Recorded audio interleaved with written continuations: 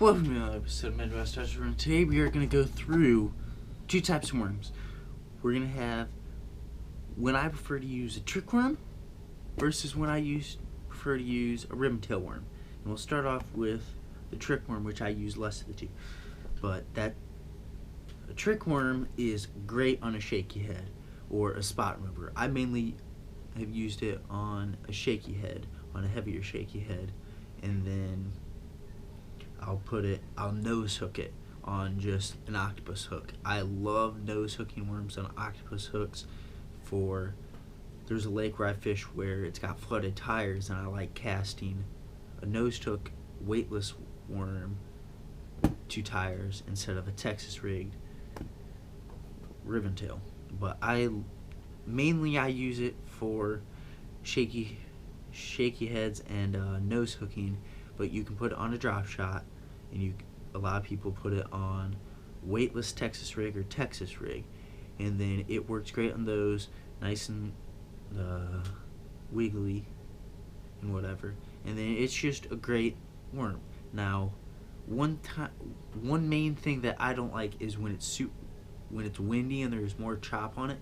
I don't like throwing this as much as I like throwing this, a ribbontail worm. Because I feel like that ribbontail worm, if I'm hopping it, it puts off some vibration, however little it may be, confidence thing, and then it's also got some extra movement if it's wavy, or even if it's muddy or water. I prefer a ribbontail.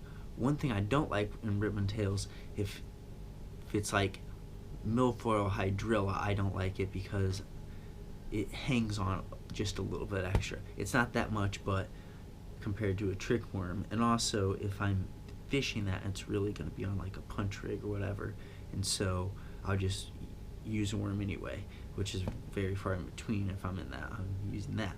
But overall, I like using this around more structure, like bushes, laydowns, and whatever. And I love using these around docks.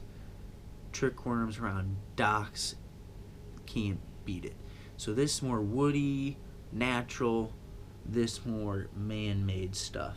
And then more of a finesse type presentation is where I go with this, and then I do more of a just flipping and pitching on a Texas rig with this. But otherwise, there's two great baits that you should utilize, and you really don't hear a ton about ribbontail worms unless it's summer and they're like the big ones. But I am a huge fan, partly because the lake I fish a lot, it is a worm lake.